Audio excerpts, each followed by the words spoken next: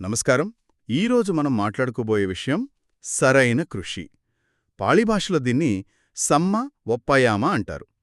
మనకందిన కొన్ని ఆధారాలను బట్టి చూస్తే ఈరోజు మనం ఒక పెద్ద ప్రశ్నను ఎదుర్కోబోతున్నాం. అంటే ధ్యాన మార్గంలో వెళ్ళాలి, జ్ఞానోదయం పొందాలి. ఈ ఆలోచన ఈ రోజులో చాలామందికొస్తుంది. కాని వెంటనే అదంతా మనవల్ల కాదు, ఆ కాలం అయిపోయింది అనే ఒక నిరాశ కూడా వచ్చేస్తుంది. కాని ఈరోజు మన ముందున్న ఆధారాలు ఆ వాదన కరెక్ట్ కాదని చాలా గట్టిగా చెప్తున్నాయి. అవును. ఈరోజు మన చర్చ యొక్క ముఖ్య ఉద్దేశ్యం అదే. అసలు సరైన కృషి అంటే ఏంటి? మనం రోజూ చేసే ప్రయత్నానికి బుద్ధుడు చెప్పిన కృషికి తేడా ఏంటి? మరి ఈ మార్గంలో వెళ్లేవాళ్లకి ఎలాంటి అడ్డంకులొస్తాయి? అన్నింటికన్నా ముఖ్యంగా కాలంతో సంబంధం లేకుండా జ్ఞానోదయమనేది ఎప్పటికీ సాధ్యమే అని ఆధారాలు ఎలా నిరూపిస్తున్నాయో చూద్దాం. ఇది కేవలమేదో ప్రయత్నం చేయటం గురించి కాదు, ప్రాణాలను పణంగా పెట్టేంత నిబద్ధక గురించి. సరే, అయితే అసలు సమస్య నుండి మొదలు పెడదాం. ఒక వ్యక్తి ఎంతో స్ఫూర్తితో సరే ధ్యానం చేద్దామని నిర్ణయించుకుంటాడు. సతిపట్టాన అంటే మైండ్ఫుల్నెస్ సాధన మొదలు పెడతాడు. అంతా బాగుంది అనుకుంటున్న సమయంలో అతనికి ఎలాంటి ఇబ్బందులు ఎదురవుతాయి? ఈ ఆధారాల ప్రకారం ఆ ఆటంకాలు ఎలాంటి రూపాల్లో వస్తాయి? ఈ మార్గం మొదలుపెట్టిన వాళ్లకి చాలా రకాల ఆటంకాలు వస్తాయని ఈ ఆధారాలు చెప్తున్నాయి. అయితే ఇక్కడ మనం గుర్తుంచుకోవాల్సిన విషయమేంటంటే, ఈ ఆటంకాలు రావడం అనేది వాళ్ల వైఫల్యానికి గుర్తుకాదు. అవి ఈ ప్రయాణంలో చాలా సహజమైన భాగం. వాటిని కొన్ని రకాలుగా చూడొచ్చు. మొదటిది శారీరకమైనవి. అంటే తిడీర్గా వచ్చే జబ్బులు లేదా సాధనకు అవసరమైన శక్తి, సరైన ఆహారం లేకపోవడం. శరీరం సహకరించకపోతే మనసును నిలపడం చాలా కష్టం. నిజమే. మనకు చిన్న తలనొప్పి వస్తేనే ఏ పని చేయలేం, ఇక ధ్యానం చేయడం అసాధ్యం. మరి శరీరం తర్వాత బయటి ప్రపంచం నుండి ఎలాంటి ఆటంకాలు వస్తాయి? ఖచ్చితంగా రెండవ రకం ఆటంకాలు సామాజిక, భౌతికపరమైనవి. ఉదాహరణకు సాధకునికి కుటుంబం అంటే జీవిత భాగస్వామి, పిల్లలు ఉంటే వాళ్ల బాధ్యతలు, వాళ్లతో ఉండే సంబంధాలు కొన్నిసార్లు సాధనకు అడ్డురావచ్చు. అలాగే ఆస్తులు, వ్యాపారాలు ఉంటే వాటిని చూసుకోవాలన్న ఒత్తిడి, ఇక బంధువుల నుండే వచ్చే సలహాలు, విమర్శలు సరేసరి. మూడవది ఆర్థికపరమైనవి. పేదరికం వల్ల వచ్చే ఆందోళన కావచ్చు, లేదా శత్రుల నుండి భయం కావచ్చు. ఇవన్నీ మనసును ప్రశాంతంగా ఉండనివ్వవు. ఇవన్నీ బయట నుండి వచ్చేవి. కానీ అసలైన యుద్ధం మనసులోనే కదా జరుగుతుంది. అంతర్గతంగా ఎలాంటి సవాళ్లుంటాయి? ఎందుకంటే బయటంతా ప్రశాంతంగా ఉన్నా లోపల తుఫాను రేగితే ఏమీ చేయలేం. మీరు చాలా ముఖ్యమైన పాయింట్ లేవనెత్తారు. అసలైన సవాలు అక్కడే ఉంటుంది. సాధన చేస్తున్నప్పుడు చుట్టూ ఉన్నవాళ్లు ఇంద్రియ సుఖాలలో మునిగి తేలటం చూసినప్పుడు మనసులో కూడా అలాంటి కోరికలు పుట్టటం సహజం. నేను ఇదంతా వదిలేసి కష్టపడుతున్నాను, వాళ్ళు ఎంత ఆనందంగా ఉన్నారో అనే ఆలోచన రావచ్చు. కొన్నిసార్లు ఎవ్వరిమీదో ద్వేషం, క్రూరమైన ఆలోచనలు కూడా మనసును ఆక్రమిస్తాయి. ఈ కారణాలన్నీ కలిసి సాధకుడు తన ప్రయత్నాన్ని తగ్గించడమో, కొన్నాళ్లు ఆపేయడమో లేదా పూర్తిగా వదిలేయడమో చేస్తాడు. అవును, ఆటంకాలు సహజమని అర్థమైంది. కానీ అసలైన కృషి అనే మాట వింటుంటే మనం రోజూ చేసే ప్రయత్నానికి, మీరు చెబుతున్న దానికి చాలా తేడా ఉన్నట్టనిపిస్తోంది. ఈ ఆధారాల ప్రకారం ఈ ఆటంకాలన్నింటినీ దాటడానికి అవసరమైన ఆ సరైన కృషి యొక్క తీవ్రత ఎంత?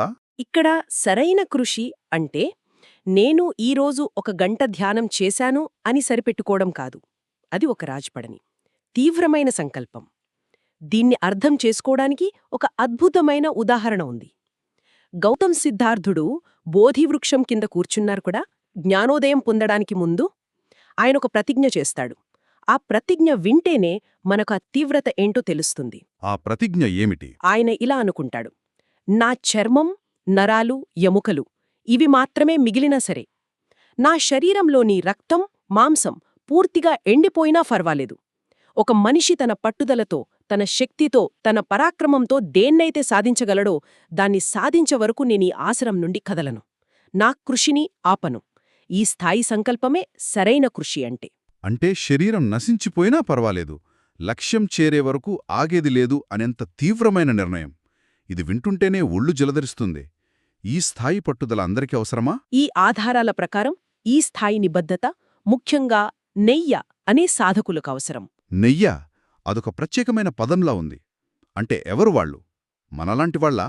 ఒక రకంగా చెప్పాలంటే అవును. నేయ అంటే బుద్ధుని కాలంలో ఉన్న ఉగ్గటితజ్ఞులాంటి వాళ్లకి భిన్నమైనవారు. ఉగ్గటితజ్ఞు అంటే కేవలం ధర్మోపదేశం వినగానే ఒక్క వాక్యంతోనే జ్ఞానోదయం పొందేంత పరిపక్వత ఉన్నవాళ్లు. కాని నేయ అంటే మనలాంటివాళ్లు. కేవలం వింటే సరిపోదు, ఫలితం చూడటానికి చాలా తీవ్రంగా చాలా కాలంపాటు సాధన చేయాల్సిన వాళ్ళం. మనకు ఈ స్థాయి కృషే మార్గం చూపుతుంది. ఇప్పుడు నాకొక విషయం గుర్తొస్తోంది. చాలామంది పండితులు, గురువులు కూడా ఇప్పుడు మార్గాలు, ఫలాలు పొందే సమయం ముగిసింది.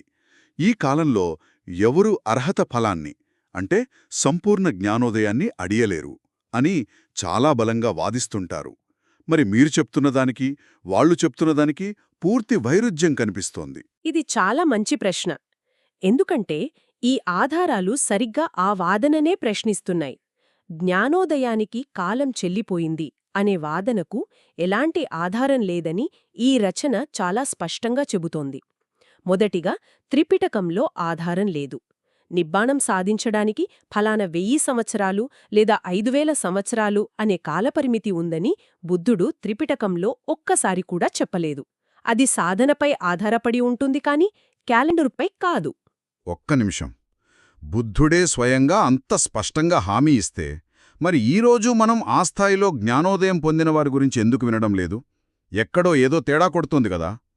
కాలం కాకపోతే మరి సమస్య ఎక్కడుంది? సమస్య కాలంలో లేదు, మన ప్రయత్నంలో ఉందని ఈ ఆధారాలు సూటిగా చెబుతున్నాయి. బుద్ధుడు పరినిబ్బాణం చెందే రోజున సుభద్రుడు అనే వ్యక్తితో ఇలా అన్నాడు: సుభద్ర, ఈ భిక్షువులు సరిగ్గా జీవిస్తే, సరిగ్గా సాధన చేస్తే ఈ ప్రపంచంలో అర్హతులు లేకుండా ఎప్పటికీ పోదు. ఈ మాట ఒక హామీలాంటిది. అంటే సాధన చేసే విధానం సరిగ్గా ఉంటే ఎప్పుడైనా ఏ కాలంలోనైనా జ్ఞానోదయం సాధ్యమే. మరి ఈ రోజు అర్హతులు ఎందుకు కనిపించడం లేదంటే కారణం బుద్ధుడు సిఫారసు చేసిన స్థాయిలో కృషి చేసేవాళ్లు లేకపోవడమే. ఆ సిఫార్సు చేసిన స్థాయి అంటే ఇందాక మనం మాట్లాడుకున్నట్టు రక్తం మాంసం ఎండిపోయినా సరే వదలని పట్టుదల. ఖచ్చితంగా అదే. ఈ ఆధారాలొక సవాల్ విసురుతున్నాయి. ఈ రోజుల్లో జ్ఞానోదయం సాధ్యం కాదు అని చెప్పే ముందు కనీసం ఒక 200-300 మందైనా ఆ స్థాయిలో జీవితాంతం ప్రయత్నించి విఫలమై చూపించండి, అప్పుడు మీ వాదనను ఒప్పుకోవచ్చు అని. కాని అంత తీవ్రంగా ప్రయత్నించేవారే లేనప్పుడు కాలం మీద నెపం వేయడం ఎంతవరకు సబబు?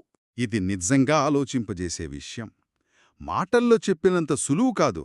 ఆచరణలో ఆ స్థాయి కృషి అంటే ఊహకు కూడా అందడం లేదు. అసలు ఆ స్థాయిలో కృషి చేసి విజయం సాధించిన వారి కథలేమైనా ఉన్నాయా? ఎందుకంటే అలాంటి ఉదాహరణలు వింటే తప్ప ఇది సాధ్యమేనని నమ్మడం కష్టం. ఉన్నాయి. కొన్ని అద్భుతమైన, మనల్ని కదిలించే ఉదాహరణలు ఉన్నాయి. ఈ భిక్షువుల కథలు వింటే అసలైన పట్టుదల అంటే ఏంటో మనకు అర్థమవుతుంది. వినడానికి చాలా ఆసక్తిగా ఉంది. దయచేసి చెప్పండి. ఉదాహరణకు, పూజ్య చక్కుపల అనే భిక్షువు గురించి చెబుతారు. ఆయన 3 నెలల వర్షాకాలంలో నిద్రపోకుండా కూర్చొని, నిలబడి లేదా నడుస్తూ ధ్యానం చేస్తానని ప్రతిజ్ఞ చేశారు. ఆ తీవ్రమైన సాధన వల్ల ఆయన కళ్లలో తీవ్రమైన నొప్పి మొదలైంది. వైద్యుడు మందు ఇచ్చి పడుకొని విశ్రాంతి తీసుకోమన్నాడు. కాని ఆయన తన ప్రతిజ్ఞను విచ్ఛిన్నం చేయడానికి ఇష్టపడలేదు. చివరికి ఆయన తన కంటిచూపును పూర్తిగా కోల్పోయారు. కాని అదే సమయంలో తన అంతశ్చక్షువును తెరుచుకొని నిబ్బాణాన్ని సాధించారు. ఒక్క నిమిషం. ఇది వింటుంటే నాకొక సందేహం వస్తోంది. కంటి చూపు పోగొట్టుకోవడమనేది ఒక రకంగా వైఫల్యం కాదా? అంటే శరీరాన్ని కాపాడుకుంటూ సాధన చెయ్యడంలో విఫలమైనట్టు కాదా? ఈ ఆధారాలు దీన్ని విజయంగా ఎలా చూపిస్తున్నాయి? ఇది చాలా లోతైన ప్రశ్న.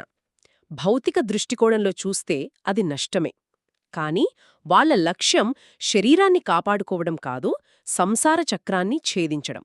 వాళ్ల దృష్టిలో కళ్ళు అనేవి శాశ్వతం కాదు, కాని నిబ్బాణం అనేది అంతిమ విముక్తి. ఆ అంతిమ లక్ష్యం ముందు కంటిచూపు అనేది ఒక చిన్న మూల్యంగా భావించారు. పోరాటంలో సైనికుడు అవయవాన్ని కోల్పోయినా దేశం గెలిస్తే దాన్ని విజయంగానే చూస్తాం కదా, ఇది కూడా అలాంటిదే. పోలికతో స్పష్టత వచ్చింది. మరో ఉదాహరణ చెప్పండి. మరొక కథ పూజ్య పీతిమల్లగారిది.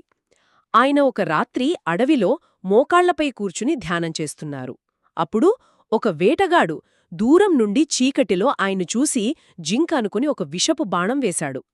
ఆ బాణం ఆయన శరీరంలోకి లోతుగా దిగింది. అయ్యో. అయినా ఆయన చలించలేదు. కదలకుండా కూర్చున్నారు. వేటగాడు దగ్గరకొచ్చి చూసి తాను ఎంత పెద్ద తప్పు చేశానో గ్రహించి క్షమించమని వేడుకున్నాడు. ఆ భిక్షువు అతన్ని క్షమించి పంపించేశాడు. ఆ తర్వాత తనే ఆ బాణాన్ని బయటకు లాగి గాయం నుండి రక్తం కారకుండా కొంచెం గడ్డితో కప్పి దగ్గర్లోని ఒక రాయిపై ఆనుకుని కూర్చుని ప్రాణంపై ఆశ వదులుకుని మళ్లీ ధ్యానం కొనసాగించారు. అదే రాత్రి తెల్లవారేలోపు ఆయన అర్హతాఫలాన్ని పొందారు. నమ్మలేకపోతున్నాను. తనని జింక అనుకుని ఒక వేటగాడు బాణం వేశాడు. అది శరీరంలోకి దిగింది. అయినా దాన్ని తీసి పక్కన పెట్టి మళ్ళీ ధ్యానంలో కూర్చున్నారా? ఆ నొప్పి, ఆ షాక్, ప్రాణభయం వాటన్నిటినీ ఎలా దాటగలిగారు? అదసలు మానవమాత్రులకు సాధ్యమేనా? వాళ్లకు లక్ష్యం మీద ఉన్న ఏకాగ్రత అలాంటిది. నొప్పి శరీరానికే కాని మనసుకు కాదనే సత్యాన్ని వాళ్లు ఆచరణలో చూపిస్తున్నారు. ఇంకా పూజ్య మిలఖ్ఖా అనే భిక్షువు ధ్యానం చేస్తున్నప్పుడు నిద్ర ముంచుకొస్తే ఒక తడి గడ్డికట్టను తలపై పెట్టుకుని కాళ్లను చల్లటి నీటిలో ఉంచి సాధన చేసేవారట. అలా చేసి ఆయన అనాగామి ఫలాన్ని పొందారు. అలాగే పూజ్య మహానాగా అనే భిక్షువు 7 సంవత్సరాలు నిద్రపోకుండా ధ్యానం చేసినా ఫలితం రాలేదు. 7 సంవత్సరాలా? మనం అయితే 7 రోజుల్లోనే వదిలేస్తాం. అవును. అయినా ఆయన నిరాశ చెందలేదు. ఆ తర్వాత మరో 12 సంవత్సరాలు కేవలం నడక ధ్యానం, అదే గత పచ్చగతవత చేసి మొత్తం 19 సంవత్సరాల అకుంఠిత దీక్ష తరువాత జ్ఞానోదయం పొందారు. ఈ కథలు మనకు ఆ కృషి యొక్క తీవ్రతను, వారి అసాధారణమైన సహనాన్ని చూపిస్తాయి. ఈ కథలు వింటుంటే మనం ఎదుర్కొనే చిన్న చిన్న కష్టాలు, అసౌకర్యాలు ఎంత అల్పమైనవో అనిపిస్తోంది. అంటే వీటన్నింటి సారాంశమేమిటి? ఈ భయంకరమైన ప్రతిజ్ఞలు, ఈ భిక్షువుల అసాధారణమైన కథలు, ఇవన్నీ మనకు అంతిమంగా ఏమి చెబుతున్నాయి? ఈ మొత్తం విశ్లేషణను ఒక పెద్ద చిత్రంగా చూస్తే మనకు కనిపించేదేమిటి? ఈ ఆధారాలన్నీ మనల్ని ఒకే ఒక ప్రాథమిక, తప్పించుకోలేని సత్యం దగ్గరికి తీసుకొస్తున్నాయి. పుట్టిన ప్రతి ఒక్కరికీ మరణం తప్పదు. ఇది ఎవరూ కాదనలేని నిజం. మనం రాజులైనా, పేదలైనా, పండితులైనా, పామరులైనా ఏదో ఒకరోజు చనిపోవాల్సిందే. అలాంటప్పుడు మనలోని కిలేసాల చేతిలో, అంటే మనలోని రాగద్వేషాలు, అహంకారం, అసూయ వంటి బలహీనతల చేతిలో ఓడిపోయి ఒక ఓటమి పాలైన సైనికుడిలా చనిపోవడం కంటే ధర్మాన్ని ఆచరిస్తూ ఆ కిలేసాలతో చివరి శ్వాస వరకు పోరాడుతూ చనిపోవడం 100,000 రెట్లు గొప్పది. ఇది చాలా శక్తివంతమైన దృక్పథం. మరణం అనివార్యమైనప్పుడు దాన్ని ఎలా ఎదుర్కొంటామనేదే ముఖ్యం. ఓడిపోయి చనిపోవడమా, పోరాడి చనిపోవడమా అనేదే ఎంపిక. సరిగ్గా బోధిసత్వుడు మారునితో అన్న మాటలు ఇక్కడ సంపూర్ణంగా వర్తిస్తాయి. మారుడు అంటే మనలోని ప్రతికూల శక్తులకు ప్రతీక. బోధిసత్వుడు కఠోర దీక్ష చేస్తున్నప్పుడు వచ్చి, ఈ దీక్షతో చనిపోతావు, నీ ప్రాణాన్ని కాపాడుకో, జీవించడం గొప్పది అని జాలి నటిస్తూ చెబుతాడు. అప్పుడు బోధిసత్వుడు ఇలా జవాబిస్తాడు: ఓ మారుడా, కిలేసాలతో చేసే ఈ యుద్ధంలో ఓడిపోయి ఒక పరాజితుడిగా జీవించడం కంటే ఈ యుద్ధంలో పోరాడుతూ మరణించడమే నాకు మేలు. అంటే మనలోని బలహీనతలతో, మన ప్రతికూల ఆలోచనలతో పోరాడుతూ ప్రాణాలు విడవడం, వాటికి లొంగిపోయి ఓటమిని అంగీకరించి జీవించడం కన్నా ఎంతో శ్రేయస్కరమని అర్థం. ఆ పోరాటమే అసలైన విజయం, ఫలితంతో సంబంధం లేకుండా. అవును, ఆ పోరాటమే సరైన కృషి. ఫలితం వస్తుందా రాదా అనేది తర్వాత విషయం. కాని ఆ కృషిలో ఉండటమే, ఆ మార్గంలో నడవటమే గౌరవప్రదమైన జీవితం, గౌరవప్రదమైన మరణం అని ఈ ఆధారాలు మనకు గుర్తుచేస్తున్నాయి. కాబట్టి ఈరోజు మనం చేసిన ఈ విశ్లేషణ నుండి కొన్ని ముఖ్యమైన విషయాలు స్పష్టమవుతున్నాయి. మొదటిది, ధ్యానమార్గం పూలపాన్పు కాదు. ఆటంకాలు రావటం చాలా సహజం. వాటిని చూసి భయపడకూడదు. రెండవది, జ్ఞానోదయం పొందటానికి కాలపరిమితి ఏదీ లేదు. ఆ తలుపు ఎప్పుడూ తెరిచే ఉంటుంది. మూడవది, ఆ తలుపు తెరుచుకోవటానికి కావలసింది సాధారణ ప్రయత్నం కాదు, అసాధారణమైన, రాజీపడని, చివరి శ్వాస వరకు కొనసాగే కృషి. చివరిగా మనందరం ఆలోచించాల్సిన ఒక విషయం ఉంది. ఈ భిక్షువుల కథలు విన్నాం.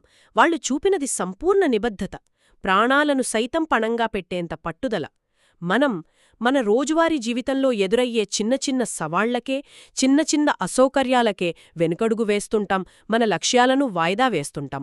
ఈరోజు చలిగా ఉంది, రేపు వ్యాయామం చేద్దాం అనుకుంటాం. ఈ పని కొంచెం కష్టంగా ఉంది, తర్వాత చూద్దాం అనుకుంటాం. అలాంటిది ఈ భిక్షువులు చూపినటువంటి సంపూర్ణ నిబద్ధత నుండి మనం స్ఫూర్తి పొందగలమా? ప్రాణాలను పణంగా పెట్టడం గురించి కాదు, కాని కనీసం మన అసౌకర్యాలను, మన బద్ధకాన్ని పక్కనపెట్టి ఈనాటి మన లౌకిక లేదా ఆధ్యాత్మిక లక్ష్యాలకు ఆ స్థాయి నిబద్ధతను ఏ కొంచెమైనా వర్తింపజేయవచ్చా? ఈ ఆలోచనతో ఈనాటి మన చర్చను ముగిద్దాం.